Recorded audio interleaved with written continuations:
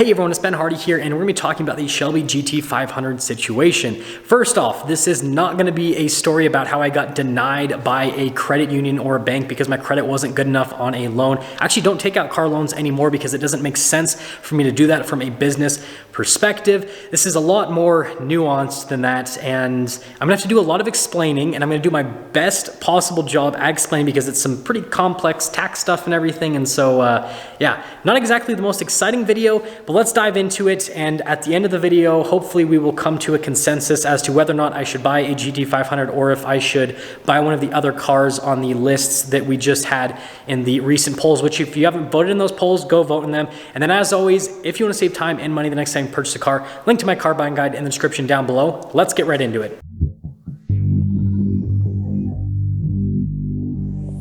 I got my camera all set up and then I realized that I had no backdrop for the video, so I just quickly moved the Nissan Z behind me so that you guys had something pretty to look at other than my ugly garage cabinets. Okay, they might not look pretty, but they're functional. Anyways, let's talk about the Shelby GT500. So I talked about in a prior video how I've been offered an allocation for a GT500 track pack, which sounds like a no-brainer to a lot of people because it's such a special car, right? 760 horsepower, craziest Mustang ever built, dual clutch automatic transmission. It's got carbon fiber wheels, a giant carbon fiber spoiler, and overall it's just an amazing car. And so again, it sounds like a no-brainer.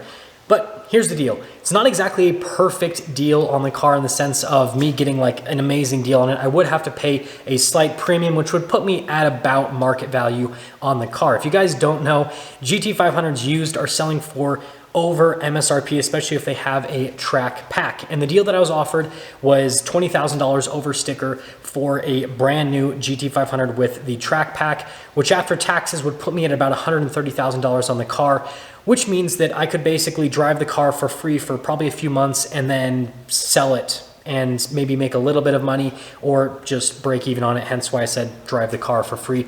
Obviously, the benefit to me as a YouTube business owner is I'd be able to make a ton of videos on the car. Those videos would make money, and so then overall I would be in the green from a profit standpoint. So again, it still kind of sounds like a no-brainer, but there are several things going against the GT500. The first thing going against the GT500 is the fact that I'm not so sure the content's going to do as well as I think it might do, because I actually already owned a similar Mustang to this. I owned a GT350, and at the time, it was the craziest version of the Mustang that you could get from the factory. And let's just say that those videos did not do that great, and they still aren't accumulating that many views. Like, there's a lot of people that know that I had the GT350 because I've talked about it, but nobody really goes back and watches those videos on that car like they do with other cars that I've owned. And so there is definitely that concern that the content might not do as well as I think it could do. But on the flip side, it could do really well because it is different enough compared to the GT350. And I feel like the GT500, because of the price point that it's at, where it's way more expensive than what most people can afford on like a regular job, and because it's like the craziest Mustang ever built, that there's enough excitement and hype behind it that, you know, again, maybe more people would watch it than the 350. And then on top of that, right, it would be an amazing, you know, once in a lifetime experience to own a car like that. Again, 760 horsepower, dual clutch, automatic Mustang, you know, 5.2 liter supercharged V8. I mean, what more could you ask for out of a performance car? So that's something that is going for the GT500. Now, another thing going against the GT500 is, well, the market adjustment that I would be paying on the car if I were to pick up this allocation. Again, $20,000 over sticker, which for a lot of people, that might sound absolutely insane. And if you have been following my car buying course, which again, link in the description down below, then you know that I do not advocate for taking deals like that. And that's because, well, for a regular person on a W-2 job, if you pay over sticker for a car, you're just paying a huge price premium and there's no upside for it because that car's not making you any money. With my situation, it's a little bit different. Because I make these YouTube videos and everything, these cars that I buy are not just cars. They're business investments that end up making me money over time. And so if I pay a slight price premium on certain cars to get them early or just to get them period, then sometimes it can make sense if the videos are going to get enough views to where it's going to offset that price premium and then obviously put me more into the green. But again, for those of you that are regular consumers with W-2 jobs, I don't recommend doing that because, again, you're just paying a price premium for absolutely no reason, and you're basically just stripping away your buying power in the future for future purchases. So yeah, and that's stuff that I talked about in the car buying course. But that is something that's going against it, is the fact that there is a price premium, because then that kind of decreases the amount of potential profit that I can make on the car. And on top of that, I don't necessarily think that GT500 values are going to stay as high as they are in the short term, because everything is falling in today's market, right? The stock market is just like plummeting in the last little bit. Cryptocurrency is plummeting as well. And it's kind of painful to watch everything go down. And the housing market is probably on the verge of doing the same thing as well. And so you guys can imagine car values are starting to do the same thing, especially specialty products. An example that I've given in several videos at this point is the Mercedes G63 G-Wagon. At the beginning of the year, you would have to pay $300,000 to be able to purchase a new-ish G63 G-Wagon. Whereas now you can pick them up for like $200,000 all day long. And so there's just been massive depreciation with specialty vehicles. And I think this is also going to affect the GT500. I don't foresee it selling for under MSRP, but I think that all of these markups over MSRP with the used ones where they're selling for, $20, $30, $40,000 over their original sticker price, I think that is going to potentially go away, especially if we go into a recession. Again, none of us can predict if we're going to go into a recession, if we're already in a recession. But the point that I'm trying to make is there is that potential, and that also goes against the GT500, and that goes against my business model, frankly, because if I pay a slight price premium with the hope that I'm going to be able to make some money off of videos, and then I'm going to be able to break even on the car, and the car's value drops a lot, then, well, that completely defeats the whole purpose of the transaction, right? And so that is a huge point of consideration for me. Now, the next thing that's not exactly the most exciting is the tax aspect of it. And the reason I talk about this is I feel like no automotive YouTubers actually talk about this. Now, I'm not sure if they don't talk about this because they don't understand it or if they're just trying to hide something. But there are big tax benefits with being, an automotive YouTuber, because ultimately I am running an automotive YouTube business, whatever you want to call it. And so I get tax write-offs with the vehicles.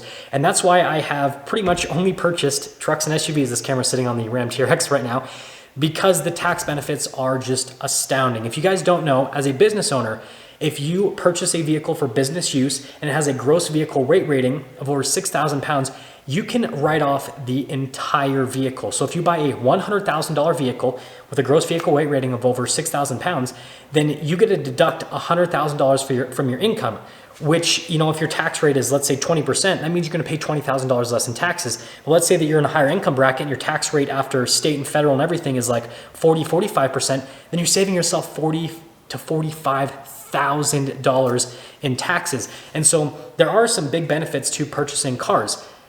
But those benefits don't exactly apply to the GT500 because it doesn't have a gross vehicle weight rating of over 6,000 pounds. Now, there are some things that I could do to potentially write off more on the GT500, but I don't really want to get into those things. They're not tax loopholes. I hate it when people say tax loopholes, because if it's within our current tax system, it's not a loophole. It's just you got to be smart enough to find it. But basically, I could put the GT500 as like a prop because I am a production company, right? I would have to potentially change some things around with how my business is structured, but I could basically purchase it. And this is what a lot of the YouTubers that have like the Lamborghinis and Ferraris do, is they have these vehicles as, video props, right? And so they depreciate the entire vehicle. But I don't necessarily want to get into that because I like the fact that I am viewed as just a traditional business by the IRS and the state that I live in, rather than as this strange production company. I don't want to be outside of the traditional business standpoint at this point, right? So hopefully that part of it makes sense. But continuing along, if I do a regular depreciation curve with a GT500, a vehicle that doesn't have a gross vehicle weight rating of over 6,000 pounds, that means I can only depreciate about 35% of the car, which if I spend $130,000 on the car, that means that I'll only be able to depreciate somewhere around like $45,000 of the car, which means that I'm not going to be saving myself all that much from a tax perspective, right? Compared to a truck or an SUV at a similar price point. And here's the best way for me to describe this. So the best way to explain this is to talk about another vehicle that I have been potentially looking at purchasing, and that is the new Land Rover Defender V8, which does have a gross vehicle weight rating of over 6,000 pounds. And again, it's about the same price as the GT500, so we're just going to assume in this example that they're both going to have a total purchase price of about $130,000. Now, with the Defender, since again it has a gross vehicle weight rating of over 6,000 pounds, has a 100% tax write-off, so I would be able to deduct $130,000 off of my taxes because it is a business vehicle that I use for business purposes. And that means that, you know, depending on what tax bracket I would end up in, I would probably save myself anywhere from like $50,000 to $60,000 in taxes that I would have to pay. And so it would be as if I was paying not $130,000 for the Defender, but more like $70-ish thousand for the Defender. Hopefully that makes sense if you just kind of like look at it from a tax perspective, right? And again, I'm not an expert on this. I'm not claiming to be an expert. This is what I've learned from my tax guy that is a lot smarter than me. Shout out to him, but I'm not going to name him. But anyways, if we move over to the GT500, again, I only be able to get about a 35% tax break on the GT500, which would be about $45,000. So that means that I would still have to pay taxes on the other $95,000 associated with the GT500, which would then come out to be like, what, $35,000, $40,000. So it would be as if I was spending not $130,000 to buy the GT500 from a business perspective, but more like $170,000. And so now you have to ask yourself, is the GT500 really worth $170,000? And that's kind of the question that I've been asking myself, because again, it would be such a fun experience to have the car. And you know, obviously there's a lot of people that can be like, well, the taxes don't matter if you just buy the car, make videos on it, and then sell it. Yes, that's true. But again, a point that I made earlier in the video is, what if the value doesn't hold and I get in a situation where the car ends up being worth significantly less than what I paid for it in the short term, to where it would make more sense for me to keep it long term? And in that case, the taxes do matter, because ultimately, if I have a vehicle that ends up depreciating way more than I think it's going to depreciate, which again, knock on wood, hasn't happened yet, but if it does happen, then I'm going to end up keeping that vehicle longer term until the values are going to be at a higher point. And again, I know that that's kind of like a waiting game, but with a lot of the vehicles that I'm purchasing that are more specialty type vehicles, most of them in the long term will end up being worth significantly more than what the original price paid for them would be.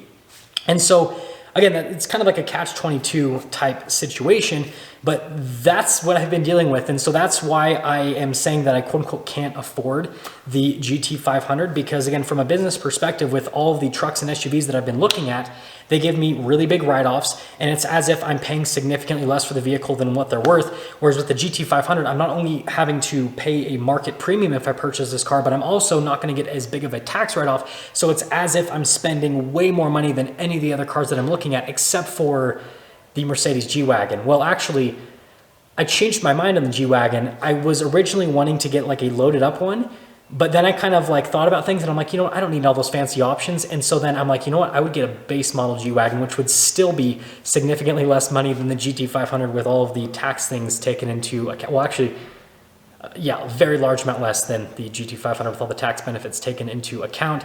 And so, yeah, again, I'm with you guys. I think it would be an awesome car to have for the channel. I just don't know if it makes sense from a business perspective with everything that is happening with the channel and then with the world as well. That was pretty much gonna sum things up for a video on the GT500. Hopefully that made sense. And again, if you haven't voted in the polls already, I recommend go and vote in those polls. If you guys are wondering, the other vehicles that are kind of winning in the polls other than the GT500 is the Toyota 4Runner TRD Pro, which I think I could get one of those relatively quick from a time frame perspective. The Toyota Tundra TRD Pro, again, I think that's one that I could potentially get in a relatively quick time frame, probably not as quick as the 4Runner TRD Pro. And then Ford Bronco Badlands with the Sasquatch package, I probably wouldn't be able to get that one for quite some time. And the last one is the Ford Ranger Raptor. That one would probably have the longest time frame out of the group that is winning so far, just because of the fact that it hasn't been released in the US yet. The other ones that aren't doing as popular in the polls but are popular in my opinion from like my mind perspective is the G-Wagon and the Defender. With the G-Wagon, I'd probably be able to get one not super quick, but maybe by like the end of the year or maybe early next year. And then with the Defender, probably sometime next year. And so, you know, longer time frames on all of the vehicles. But yeah, thought I'd mention that. Anyways, go vote, and I'll see all of you in the next video.